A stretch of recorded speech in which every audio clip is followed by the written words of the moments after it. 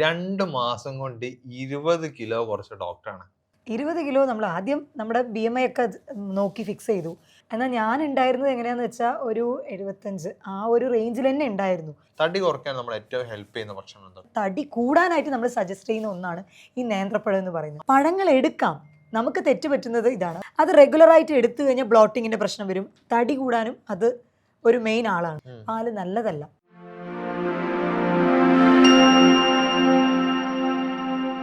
Convo ഹെൽത്തിന്റെ പുതിയൊരു വീഡിയോയിലേക്ക് എല്ലാവർക്കും സ്വാഗതം. ഇന്ന് നമ്മുടെ കൂടെ ഉള്ളത് ഒരു ചില്ലറ കക്ഷിയൊന്നും അല്ല കേട്ടോ. 2 മാസം കൊണ്ട് 20 കിലോ കുറച്ച ഡോക്ടറാണ്. സാധാരണ നമ്മൾ ബാക്കിയുള്ള വീഡിയോസ് ഒക്കെ ആണെങ്കിൽ ഡോക്ടർമാർ പറയുന്നത് കേൾക്കാം, അവരെ കൊണ്ട് അങ്ങനെ കുറപ്പിച്ചു ഇങ്ങനെ കുറപ്പിച്ചു ഇത്ര വെയിറ്റ് കുറഞ്ഞു, ഒന്നും വേണ്ട. ഡോക്ടറിന്റെ ഡയറക്റ്റ് എക്സാമ്പിൾ ആണ്. നിങ്ങൾക്ക് ഞാൻ ഈ കാണുന്ന ഫോട്ടോയും ബിഫോറുള്ള ഫോട്ടോയും ഈ കാണുന്ന ആഫ്റ്ററുള്ള ഫോട്ടോയും കണ്ടാൽ തന്നെ നിങ്ങൾക്ക് മനസ്സിലാവും ഡോക്ടർ എത്രത്തോളം വെയിറ്റ് കുറഞ്ഞത്. ഒരു 2 മുതൽ 3 മാസത്തിനിടയിലാണ് 20 കിലോ കുറച്ചിട്ടുള്ളത്. അങ്ങനെ നമ്മൾ ഇന്നത്തെ വീഡിയോയിൽ നമ്മൾ ഡിസ്കസ് ചെയ്യുന്നത് എങ്ങനെ ഇത്രയും വെയിറ്റ് സിമ്പിൾ ആയിട്ട് കുറയ്ക്കാൻ പറ്റി, അതിന് നമ്മുടെ ഡോക്ടർ എന്തൊക്കെ ചെയ്തു, എന്തൊക്കെ കാര്യങ്ങളൊക്കെ ചെയ്തു എന്നുള്ളതും, അതുപോലെ തന്നെ ഇതിന് നമുക്ക് എന്തെങ്കിലും സിമ്പിൾ ആയിട്ടുള്ള സപ്ലിമെന്റ്സ് ഏതോ ഉണ്ടോ എന്നുള്ളതൊക്കെയാണ് നമ്മൾ ഇന്നത്തെ വീഡിയോയിൽ ഡിസ്കസ് ചെയ്യാൻ പോകുന്നത്. ഇന്ന് നമ്മുടെ കൂടെ ഉള്ളത് ഡോക്ടർ ജുമാന മാം ആണ്.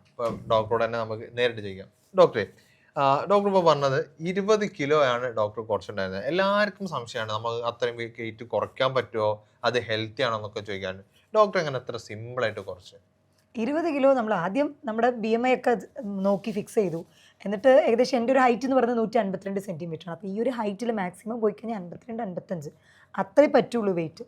എന്നാൽ ഞാൻ ഉണ്ടായിരുന്നത് എങ്ങനെയാണെന്ന് വെച്ചാൽ ഒരു 75 ആ ഒരു റേഞ്ചിൽ തന്നെ ഉണ്ടായിരുന്നു വെയിറ്റ്. ആഫ്റ്റർ ഡെലിവറി ഗെയിൻ ചെയ്ത വെയിറ്റ് പ്രഗ്നൻസി ടൈമിലും ത്രൂ ഔട്ട് ഉണ്ടായിരുന്നു. അങ്ങനെ വെയിറ്റ് മെയിൻറ്റെയിൻ ആയി. അപ്പോൾ നമ്മളത് ഫിക്സ് ചെയ്തു 20 kg എങ്ങനെയെങ്കിലും 2 മന്തിൽ കുറയ്ക്കണം എന്നുള്ളത്. പിന്നെ ഭക്ഷണത്തിൽ നമ്മൾ എന്തായാലും പോർഷൻ കൺട്രോൾ ചെയ്തിരുന്നു. അത് ചെയ്യാതെ ഒരു വിട്ടുവീഴ്ചയില്ല. അത് ചെയ്തിരുന്നു. അതിൻ്റെ കൂടെ തന്നെ ചില സപ്ലിമെൻറ്റ്സും എടുത്തിരുന്നു. അതേപോലെ വാക്കിങ് മിതമായിട്ടുള്ള എക്സസൈസ് വളരെ മിതമായിട്ടുള്ള രീതിയിലാണ്. പക്ഷെ നടത്തം 40 മിനിറ്റ് അല്ല, അതിൽ കൂടുതൽ തന്നെ നടത്തം ഞാൻ റെഗുലറായിട്ട് എപ്പോഴും ആക്റ്റീവായിട്ട് ഇരിക്കാനായിട്ട് ശ്രദ്ധിച്ചു. ഉറങ്ങി അല്ലെങ്കിൽ കിടന്ന് എപ്പോഴും അങ്ങനെ ഒരു സ്ലഗ്ഗിഷ് ആയിട്ടില്ലാതെ ആക്റ്റീവായിട്ട് ഇരിക്കാനായിട്ട് ശ്രദ്ധിച്ചിരുന്നു ഞാൻ. ഓക്കെ, ഇപ്പോൾ എല്ലാവർക്കും ഉള്ള കൺഫ്യൂഷനാണ്, നമ്മൾ ഡയറ്റ് എടുക്കുന്ന സമയത്ത് എന്ത് കഴിക്കും, എന്തൊക്കെ ഭക്ഷണം ഒഴിവാക്കണം. പലപ്പോഴും പല മിസ്റ്റേക്കുകളും സാധനങ്ങൾ പലപ്പോഴും പല ആളുകളും ചെയ്യാറുണ്ട്. ചിലപ്പോൾ നല്ലത് എന്ന് കഴിക്കുന്ന ഭക്ഷണങ്ങൾ പലതും അവർക്ക് വിപരീതമായിട്ട് വരാറുണ്ട്. അല്ലാന്നുണ്ടെങ്കിൽ നമ്മൾ തടി കൂടും എന്ന് പറഞ്ഞിട്ട് കഴിക്കുന്ന ഭക്ഷണങ്ങൾ അല്ലെങ്കിൽ ഒഴിവാക്കുന്ന ഭക്ഷണങ്ങൾ, അല്ലെങ്കിൽ ചില ഏറ്റവും ആവശ്യമുള്ള ഭക്ഷണങ്ങൾ, ഇങ്ങനെ കുറേ തെറ്റിദ്ധാരണകൾ ആളുകളുടെ ഇടയിലുണ്ട്. ഇപ്പോൾ നമുക്ക് സിമ്പിളായിട്ട് ചോദിക്കുകയാണെന്നുണ്ടെങ്കിൽ, ഇപ്പോൾ തടി കുറയ്ക്കുകയാണെന്നുണ്ടെങ്കിൽ നമ്മൾ നിർബന്ധമായിട്ടും കഴിക്കേണ്ട, അല്ലെങ്കിൽ തടി കുറയ്ക്കാൻ നമ്മൾ ഏറ്റവും ഹെൽപ്പ് ചെയ്യുന്ന ഭക്ഷണം എന്തൊക്കെയായിരിക്കും? നിങ്ങൾ ചോദിക്കുന്നത് കറക്റ്റ്. അതായത് ഇപ്പോൾ നമ്മൾ തെറ്റിദ്ധരിച്ചെടുക്കുന്ന ചില ഫുഡ്സ്, അതായത് നമ്മൾ വെയിറ്റ് ലോസ് ജേണിയിലോട്ട് ആദ്യം കയറുമ്പോൾ തന്നെ പലരും എടുക്കുന്നത് എന്താണെന്ന് വെച്ചാൽ ഈ നേന്ത്രപ്പഴം. അത് അരിഭക്ഷണം ഒഴിവാക്കുക, അല്ലെങ്കിൽ വേറെ എന്തെങ്കിലും കാലറി കണ്ടന്റ് കുറച്ചിട്ട് നേന്ത്രപ്പഴം എടുക്കാം എന്ന് വിചാരിക്കും. പക്ഷേ ഈ നേന്ത്രപ്പഴം ഹൈ ഗ്ലൈസീമിക് ഇൻഡെക്സ് കൂടുതലാണ്. മാത്രമല്ല തടി കൂടാനായിട്ട് നമ്മൾ സജസ്റ്റ് ചെയ്യുന്ന ഒന്നാണ് ഈ നേന്ത്രപ്പഴം എന്ന് പറയുന്നത്. അത് സ്ട്രിക്റ്റ് ആയിട്ട് ഒഴിവാക്കേണ്ട ഒന്നാണ്. അത് പലർക്കും, എസ്പെഷ്യലി നമ്മുടെ മലയാളീസിന് നേന്ത്രപ്പഴം ഇല്ലാതെ, ഏത്തക്ക ഇല്ലാതെ ഒരു പരിപാടി ഇല്ല. അല്ല, ഞാനിപ്പോൾ നമ്മളൊക്കെ വിചാരിച്ചിട്ടുണ്ടായിരുന്നത് സാധാരണ വെയിറ്റ് ലോസിന്റെ സമയത്ത് ഒന്നെങ്കിൽ എന്ത് ചെയ്യാം, നല്ലപോലെ ഈ നേന്ത്രപ്പഴം അതേപോലെ കട്ട് ചെയ്ത് കഴിക്കാം, അല്ലാന്നുണ്ടെങ്കിൽ പുഴുങ്ങി ഇതും കോഴിമുട്ടയും കഴിക്കാം. ഇത് നല്ലതാണ് നമുക്ക് വെയിറ്റ് കുറയ്ക്കാൻ. കാരണം നമുക്ക് ഒറ്റ നേന്ത്രപ്പഴം കഴിച്ചാൽ തന്നെ നമ്മളെ വയറ് ഫുള്ളായി നല്ലപോലെ കിട്ടാറുണ്ട്. ശരിക്കും അത് നമ്മൾ തടി കൂട്ടാൻ. ഫ്രൂട്ട്സ് നല്ലതാണ്, പക്ഷെ അതേപോലെ തന്നെ നിങ്ങൾ പറഞ്ഞ പോലെ മുട്ട ഒരു കംപ്ലീറ്റ് പ്രോട്ടീൻ സോഴ്സ് ആണ്. അത് 1-2 മുട്ട എടുക്കാം, കംപ്ലീറ്റ് ആയിട്ടുള്ള ഫുൾ എഗ് എടുക്കാം. പിന്നെ ബാക്കിയുള്ളത് നമുക്ക് എഗ് വൈറ്റ് ആയിട്ട് 4 മുട്ടയുടെ വെള്ള വരെയൊക്കെ ദിവസവും എടുക്കാം. അത് ശരിക്കും നമ്മൾ പ്രോട്ടീൻ കമ്പയർ ചെയ്യുന്നത്, ഏതെങ്കിലും ഒരു സംഭവത്തിന്റെ ഒരു സബ്സ്റ്റൻസിന്റെ പ്രോട്ടീൻ നമ്മൾ കമ്പയർ ചെയ്യുന്നത് ഈ ഒരു മുട്ട വെച്ചിട്ടാണ്. ഒരു 100% അപ്രോക്സിമേറ്റ്ലി നമുക്ക് പറയാം പ്രോട്ടീൻ വാല്യൂ എന്ന് പറയുന്നത്. പ്രോട്ടീന്റെ കലവറയാണ് ഈ മുട്ട എന്ന് പറയുന്നത്. അത് റെഗുലർലി എടുക്കാം. പക്ഷെ പഴങ്ങൾ എടുക്കാം, നമുക്ക് തെറ്റ് പറ്റുന്നത് ഇതാണ്. അതുപോലെ റോബസ്റ്റ് പഴവും ഹൈ ഗ്ലൈസിമിക് ഇൻഡെക്സ് കൂടുതലുള്ളതാണ്. പിന്നെ നമ്മൾ വാട്ടർമെലൻ എന്ന് പറയുന്ന ഈ ബത്തക്ക, തണ്ണിമത്തൻ ഹൈ ഗ്ലൈസിമിക് ഇൻഡെക്സ് കൂടുതലാണ്. അത് ഒരു ബൗൾ എടുത്താൽ തന്നെ പെട്ടെന്ന് ഈ ഷുഗർ ഹൈപ്പും കൂടുതലാണ്. അത് റെഗുലറായിട്ട് എടുത്തു കഴിഞ്ഞാൽ ബ്ലോട്ടിങ്ങിന്റെ പ്രശ്നം വരും. തടി കൂടാനും അത് ഒരു മെയിൻ ആളാണ്. ഞാൻ എപ്പോഴും നമ്മൾ പല റീലുകളും കണ്ടിട്ടുണ്ട്. നിങ്ങൾ വെയിറ്റ് ലോസ് ചെയ്യുകയാണെന്നുണ്ടെങ്കിൽ ഒന്ന് ഏത്തപ്പഴം എന്ന് പറയുന്നത്, രണ്ടാമത്തത് വത്തക്ക. നിങ്ങൾക്ക് എത്ര ആണെങ്കിലും കഴിക്കാം, ഒരു പ്രശ്നമില്ല. വാട്ടർ കണ്ടന്റ് ആണ് അധികം എന്ന് പറഞ്ഞിട്ടാണ് ആൾക്കാർ പലപ്പോഴും ചെയ്യുന്നത്. ശരിക്കും അത് വലിയൊരു മിസ്റ്റേക്ക് ആണ്. അതെ, ദിവസവും ഇതുപോലെ വാട്ടർമെലൻ അല്ലെങ്കിൽ ബത്തക്ക കഴിച്ചു കഴിഞ്ഞാൽ നമ്മുടെ വയറിന്റെ ആ ഒരു അസിഡിറ്റി ഉണ്ടല്ലോ, അത് ഇംബാലൻസ് ഉണ്ടാക്കുകയും ചെയ്യും. ബ്ലോട്ടിങ്, വയറെപ്പോഴും കെട്ടിക്കിടക്കുക, ചിലർക്ക് എന്താ പറയുക ലൂസ് മോഷൻ ഫ്രീക്വൻ്റ് ആയിട്ട് ഉണ്ടാവുക, ഇങ്ങനത്തെ കണ്ടീഷൻ ഉണ്ട്. ഇത് കാരണം വയറ് അസ്വസ്ഥത വരുന്നവർക്ക് നമ്മൾ ഈ സിഞ്ചിബർ ഒഫീഷ്യനാലിസ് എന്ന് പറയുന്നത് ഇഞ്ചിയിൽ നിന്നും പ്രിപ്പയർ ചെയ്യുന്ന മെഡിസിൻസ് വളരെ ഇഫക്റ്റീവാണ്. അപ്പോൾ ഈ ഒരു ബത്തക്ക സ്ഥിരമായിട്ട് കഴിക്കുന്നവർക്ക് ഈ ഒരു അസിഡിറ്റിയുടെ പ്രശ്നമുണ്ട്.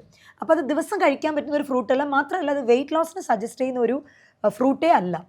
പിന്നെ ഞാൻ പറഞ്ഞ പോലെ ഈ ഏത്തക്ക അത് അവോയ്ഡ് ചെയ്യേണ്ട ഒന്നാണ്. പഴുത്ത മാമ്പഴമൊക്കെ തടി കൂടാൻ ഏറ്റവും ബെസ്റ്റാണ്. തടി കുറയ്ക്കണം എന്ന് ആഗ്രഹിക്കുന്നവർ ആ ഭാഗത്തോട്ടേ പോകണ്ട. എന്നാൽ നമ്മൾ ഈ കക്കരിക്ക എന്ന് പറയുന്ന വെള്ളരിക്ക ഉണ്ടല്ലോ, കുക്കുംബർ, അത് ഓൾമോസ്റ്റ് 0 കലോറിയാണ്. അപ്പം നിങ്ങൾക്ക് വിശക്കുന്ന ടൈമിൽ അത് നിങ്ങൾ ഒരു ബൗൾ എടുക്കുകയാണ് എന്നുണ്ടെങ്കിൽ തീർച്ചയായിട്ടും അത് വാട്ടർ കണ്ടന്റും കൂടുതലാണ്, നാരുകൾ അധികം അടങ്ങിയിട്ടുണ്ട്, കോൺസ്റ്റിപ്പേഷൻ, മലബന്ധം വളരെ എഫക്റ്റീവ് ആണ്.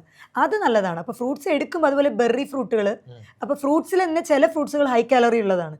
അതിൽ ഞാൻ പറഞ്ഞതാണ് ഇപ്പോൾ ഈ റോബസ്റ്റ് പഴം, നേന്ത്രപ്പഴം, ചക്ക, അതേപോലെ പഴുത്ത മാമ്പഴം, ഇത് സ്ട്രിക്റ്റ് ആയിട്ട് അവോയ്ഡ് ചെയ്യണം. എന്നാൽ കുറച്ചുകൂടെ കലറി കണ്ടന്റ് കുറവായിട്ടുള്ള ഞാൻ പറഞ്ഞ ബെറീസ് നല്ലതാണ്. ബെറി ഫ്രൂട്ടുകളെല്ലാം തന്നെ ബ്ലൂബെറി, സ്ട്രോബെറി ഒക്കെ ആന്റി ഓക്സിഡന്റ് പ്രോപ്പർട്ടി കൂടുതലാണ്. നിങ്ങൾ ഒരു ബൗൾ എടുത്താലും ഹൈ കലറി കൂടില്ല. അതായത് നമ്മൾ മിതമായിട്ട് എപ്പോഴും നമ്മൾ കാര്യങ്ങൾ ഹാൻഡിൽ ചെയ്ത് പോരാ, അത് ഡെയിലി എടുക്കുകയും ചെയ്യാം. ഇപ്പൊ നമ്മൾ നേരത്തെ സ്റ്റാർട്ടിങ് പറഞ്ഞിട്ടുണ്ടായിരുന്നു നമ്മുടെ വെയിറ്റ് ലോസിന് ഏറ്റവും ഹെൽപ്പ് ആയിട്ടുള്ള ഒരു സപ്ലിമെന്റ് ആണ് സ്ലിം ഫിറ്റ് എന്ന് പറയുന്നത്. അപ്പോൾ അതിനെക്കുറിച്ച് നിങ്ങൾ കൂടുതൽ അറിയണമെന്നുണ്ടെങ്കിൽ താഴെ കാണുന്ന നമ്പറിൽ കോൺടാക്ട് ചെയ്താൽ മതി. ഇപ്പോൾ ഡോക്ടറെ, ഇപ്പോൾ എല്ലാവർക്കും ഒരു കൺഫ്യൂഷൻ ആണ്, നമ്മൾ സപ്ലിമെന്റ്സ് ഒക്കെ എടുത്താൽ ഭയങ്കര ബുദ്ധിമുട്ട് വരുമോ എന്നുള്ള കാര്യങ്ങളൊക്കെ ചോദിക്കാറുണ്ട്. അപ്പോൾ അതിൻ്റെ ഇടയിൽ നമ്മൾ സ്ലിം ഫിറ്റ് എടുത്തിട്ട് നമുക്ക് ഉണ്ടായിരുന്ന പേഷ്യൻസിന്റെ ഒരു അനുഭവം എങ്ങനെയായിരുന്നു? Actually supplements in the sense അതൊരു കെമിക്കൽസ് എടുക്കുമ്പോഴാണ് കൂടുതൽ പ്രശ്നം വരുന്നത്. പക്ഷേ ഇതിലുള്ളതെല്ലാം പ്ലാന്റ് ബേസ്ഡ് പ്രോഡക്റ്റ് ആണ്. നമ്മൾ ഗാർസീനിയ ഗാംബോജിയ എന്ന് പറയുന്ന നമ്മുടെ ഈ നാടൻ കൊടംപുളി അതിന്ന് പ്രിപ്പയർ ചെയ്യുന്നത്, അതേപോലെ തന്നെ കോഫി അക്രൂഡ, നമ്മുടെ അറേബ്യൻ കോഫി, ഗ്രീൻ ടീ, ഇതിൽ നിന്നൊക്കെ പ്രിപ്പയർ ചെയ്യുന്ന ഒരു പ്രോഡക്റ്റാണ്. അപ്പോൾ ഹെർബൽ പ്രോഡക്റ്റ് ആയതുകൊണ്ട് തന്നെ ഇതിന് സൈഡ് എഫക്ട്സ് ഇല്ല. ഈ ഗാർസീനിയ ഗാംബോജിയൊക്കെ നമ്മുടെ ഈ ശരീരത്തിൽ പറഞ്ഞു ഗർലിൻ, അതേപോലെ ലെപ്റ്റിൻ, നമ്മുടെ 2 ഹോർമോണാണ്. വിശക്കുന്നുണ്ട്, വിശപ്പ് കൺട്രോൾ ആക്കി എന്ന് അറിയപ്പെടുന്നത്. അപ്പോൾ നമുക്ക് എപ്പോഴും ഒരു മതി എന്ന് തോന്നിക്കുന്നത്, ആ ഒരു സറ്റൈറ്റി ഫീലിംഗ് വരാൻ ഗാർസീനിയ ഗാംബോജിയ എഫക്റ്റീവ് ആണ്. കാരണം ഈ വെയിറ്റ് ലോസ് ജേണിയിലോട്ട് പെട്ടെന്ന് കടക്കുന്നവർക്ക് വിശപ്പ് ഭയങ്കര കൂടുതൽ, അവർക്ക് കൺട്രോൾ ചെയ്യാനായിട്ട് പറ്റില്ല. അതിന് ഈ ഒരു സപ്ലിമെന്റ് ബെസ്റ്റാണ്. സ്ലിം ഫിറ്റ് മെറ്റബോളിസം കൂട്ടാൻ ഹെൽപ്ഫുൾ ആണ്. ആന്റി ഓക്സിഡന്റ് പ്രോപ്പർട്ടി അതിൽ കൂടുതലുണ്ട്.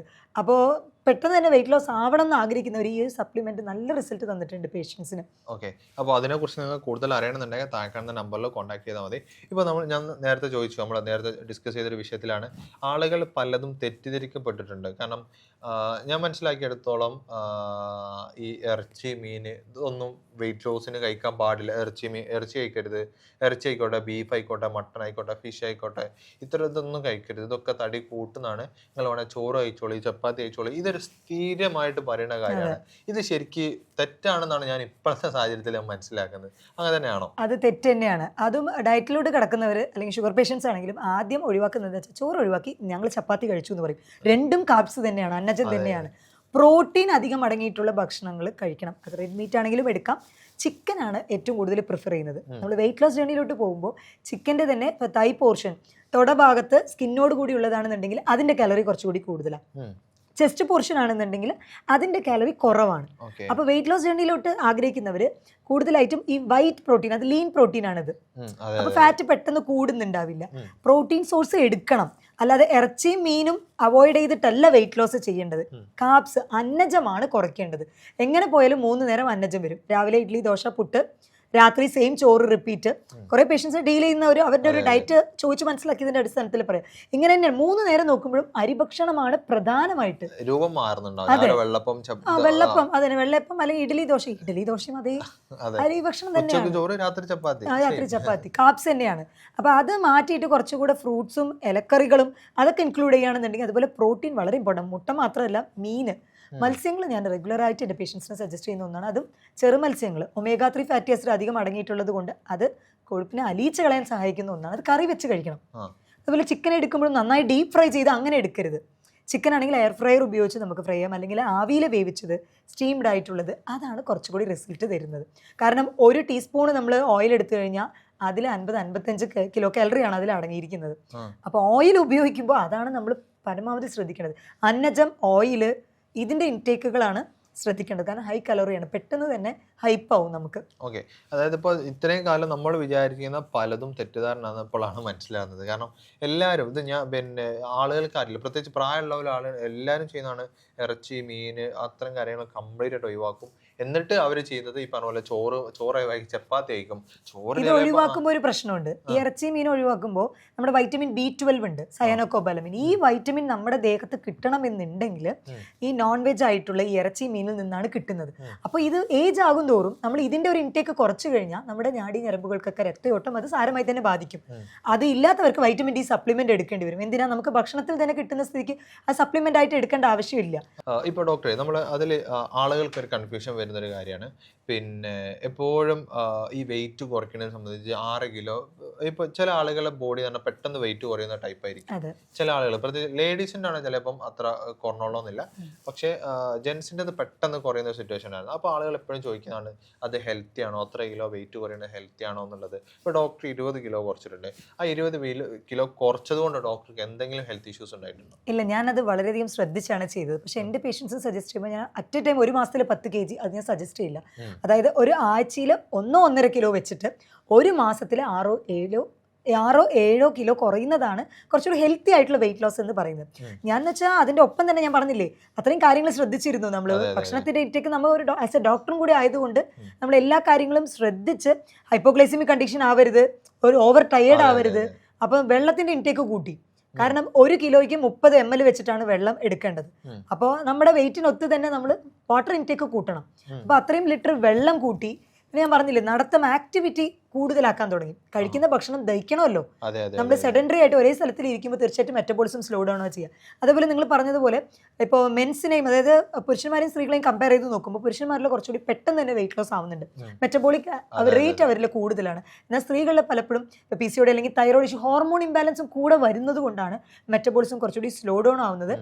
അവരുടെ കേസിലാണ് വെയിറ്റ് കുറയ്ക്കാനായിട്ട് നമ്മൾ കുറച്ചുകൂടി എഫേർട്ട് കൊടുക്കേണ്ട ആവശ്യം വരുന്നത്. അപ്പോൾ നിങ്ങൾക്കും ഹെൽത്തി ആയിട്ട് വെയിറ്റ് കുറയ്ക്കണമെന്നുണ്ടെങ്കിൽ ഡോക്ടറുടെ കൺസൾട്ടേഷൻ എടുക്കാവുന്നതാണ്. ഓൺലൈനായിട്ടും ഓഫ്ലൈനായിട്ടും കൺസൾട്ടേഷൻ അവൈലബിൾ ആണ്.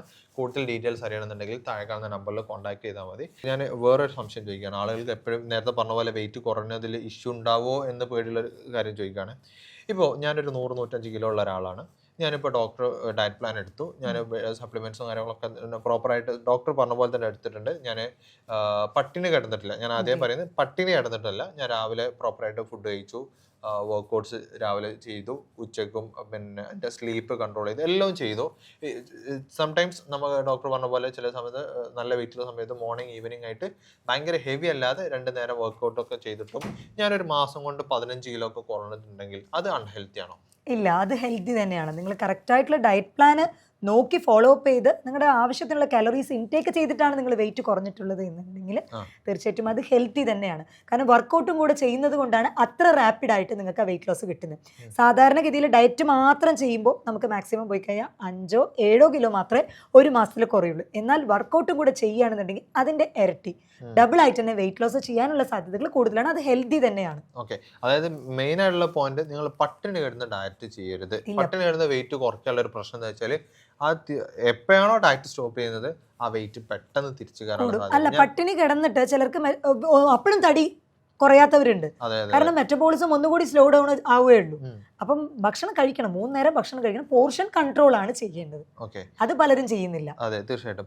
ഇപ്പോൾ പല ആളുകളും ഈ പറഞ്ഞ നല്ല പോലെ ഷുഗർ കട്ടൊക്കെ ചെയ്തിട്ട് എന്താ പറയാ, തിരിച്ച് പിന്നെ എപ്പോൾ സ്റ്റോപ്പ് ചെയ്യുന്നോ ഫുഡ് കഴിക്കാൻ തുടങ്ങിയ സമയത്ത് നേരെ ഡബിൾ, ഒരു 5 കിലോ കുറഞ്ഞിട്ടുണ്ടെങ്കിൽ 10 കിലോ ആയിട്ട് കൂടിയിട്ടുണ്ട്. അങ്ങനത്തെ സിറ്റുവേഷൻസ് ഉണ്ടായിട്ടുണ്ട്. അപ്പോൾ നിങ്ങൾ എപ്പോഴും ശ്രദ്ധിക്കേണ്ടത് ഇത് പ്രോപ്പർ ആയിട്ടുള്ള ഡയറ്റ് മാത്രമേ എടുക്കാൻ പാടുള്ളൂ എന്നുള്ള കാര്യങ്ങളാണ്. ഡോക്ടറുടെ കൺസൾട്ടേഷനിൽ വെച്ചിട്ട് നല്ല ഡയറ്റുകൾ നിങ്ങൾ പ്രോപ്പറായിട്ട് എടുക്കുക എന്നുള്ള കാര്യമാണ്. പിന്നെ ഞാൻ നേരത്തെ ചോദിച്ചിട്ടുണ്ടായിരുന്നു, ഇപ്പോൾ ഷുഗർ കട്ട് ചെയ്യുന്ന ആളുകൾ ഒരുപാട് ആളുകളുണ്ട്. ഇപ്പോൾ ഷുഗർ കട്ട് ചെയ്യുന്ന ആളുകൾ മെയിനായിട്ട് ഒഴിവാക്കേണ്ട ഭക്ഷണം എന്തൊക്കെയാണ്? ഷുഗർ കട്ട് ചെയ്യുന്നവർ ആദ്യം അവോയ്ഡ് ചെയ്യുന്നതെന്ന് പറഞ്ഞാൽ ചായയിലെ പഞ്ചസാര മാത്രം ആദ്യം അവോയ്ഡ് ചെയ്യും. എന്ത് അവോയ്ഡ് ചെയ്തില്ലെങ്കിലും ആദ്യം പറയുന്നത് അതാണ്. പക്ഷെ അതിലേറെ ഉപരി മെയിൻ ഷുഗർ കട്ട് എന്ന് പറഞ്ഞാൽ ഉദ്ദേശിക്കുന്നത് നമ്മൾ അന്നജം ഒഴിവാക്കുക എന്നുള്ളത് തന്നെയാണ്. പിന്നെ പുറമെന്നുള്ള ഫുഡ്സ്, അതൊന്നും ഇപ്പോൾ അധികം ആളുകളും ബേക്കറി ആയിട്ട് അതിലൊക്കെ കുറച്ചുകൂടി കൺസേൺ ആണ്. പക്ഷെ നമ്മൾ കഴിക്കുന്ന അരി ഭക്ഷണത്തിൽ അതിൻ്റെ വെറൈറ്റി ഫോംസ് അവർക്ക് മനസ്സിലാവുന്നില്ല. ചിലപ്പോൾ ചോറ് മാറ്റി ചപ്പാത്തി എടുക്കും, രണ്ടും കാപ്സ് ആണ് എന്നുള്ളത്. ചോറിന് പകരം മില്ലറ്റ് റൈസ് കുറച്ചുകൂടി എടുക്കുകയാണെങ്കിൽ കുഴപ്പമില്ല, അതിൻ്റെ കണ്ടന്റ് കുറച്ച് കഴിഞ്ഞാൽ, എന്നാൽ ആ ഒരു ഓപ്ഷൻസിലോട്ട് ആളുകൾ എത്തുന്നില്ല. ചോറും ചപ്പാത്തിയൊക്കെ ഈക്വൽ കലറി തന്നെയാണ് വരുന്നത്, കാപ്സ് തന്നെയാണ് വരുന്നത്. അപ്പോൾ ആ ഷുഗർ കട്ടിൽ മെയിനായിട്ട് ശ്രദ്ധിക്കേണ്ടത് എന്താണെന്ന് വെച്ചാൽ കാപ്സ്, അന്നജം പരമാവധി റെസ്ട്രിക്റ്റ് ചെയ്യാം. ഓക്കെ ഒരു 100-150 അത്രയും തന്നെ എടുത്താൽ മതിയാവും, അതിൽ കൂടരുത്. ഓക്കെ അപ്പോൾ നമ്മൾ ഒരുപാട് കീറ്റോ ഡയറ്റും ചിലർക്ക് പ്രശ്നമാവും. കീറ്റോ ഡയറ്റ് എടുക്കുന്നവരുണ്ട്. കീറ്റോ ഡയറ്റ് ചിലർക്ക് സൂട്ടാവും, ചിലർക്ക് ഒട്ടും സൂട്ടാവില്ല. അപ്പോൾ കീറ്റോ ഡയറ്റ് ഞാൻ സജസ്റ്റ് ചെയ്യാറില്ല. പക്ഷേ കാർബ്സിൻ്റെ കണ്ടന്റ് മാക്സിമം റെസ്ട്രിക്റ്റ് ചെയ്തിട്ട് ഫ്രൂട്ട്സ്, വെജിറ്റബിൾസ്, പ്രോട്ടീൻസ് അത് അധികം ഉൾപ്പെടും. അതുപോലെ പാല് തടി കൂട്ടുന്ന ഒന്നാണ്. പിന്നെ പാല് ശരിക്കും പറഞ്ഞാൽ ചെറിയ കുട്ടികൾക്കാണ് അത് ദഹിക്കാനുള്ള ഒരു കെസിൻ, നമ്മുടെ പാലിൽ നിന്നുള്ള ഇതില്ലേ അതിൻ്റെ എൻസൈം ഉള്ളത് ചെറിയ കുട്ടികളിലാണ്. വലുതാകും തോറും അതിൻ്റെ ആ ഒരു എൻസൈമിൻ്റെ ആക്ഷൻ സ്ലോ ഡൗൺ ആവും. അത് ശരിക്കും നമുക്കൊരു വിഷമാണ് പാലെന്ന് പറയുന്നത്. തടി കൂടാനുള്ളൊരു കാരണം കൂടിയാണ്. പാല് നല്ലതല്ല. മിൽക്കിൻ്റെ വേറെ ഫോം, കേട്, ചീസ് അത് കുഴപ്പമില്ല. പാല് അതേപടി കുടിക്കുന്നത് വെയിറ്റ് ലോസിന് സഹായിക്കുകയില്ല. അത് കട്ട് ഷോർട്ട് ചെയ്യുക വേണം. ഇപ്പോൾ ഡോക്ടറെ നമ്മൾ ഇപ്പോൾ പറഞ്ഞതിൽ ഡോക്ടർ നല്ല എക്സ്പ്ലനേഷൻ തന്നിട്ടുള്ളൊരു വിഷയമാണ് ഈ ഷുഗർ കട്ട് ചെയ്യുന്ന ആളുകൾ ഒഴിവാക്കേണ്ട ഭക്ഷണം. ഞാൻ ഒന്നുകൂടി ഷോർട്ട് ആക്കിയിട്ട് ആളുകൾക്ക് കുറച്ചുകൂടി പെട്ടെന്ന് ക്ലിയർ ആവാൻ വേണ്ടി ഒന്നുകൂടി ചോദിക്കുകയാണ്. ഇപ്പോൾ ഷുഗർ കട്ട് ചെയ്യുന്ന ആളുകൾ നിർബന്ധമായിട്ട് ഒഴിവാക്കേണ്ട ഭക്ഷണം എന്തൊക്കെയാണ്?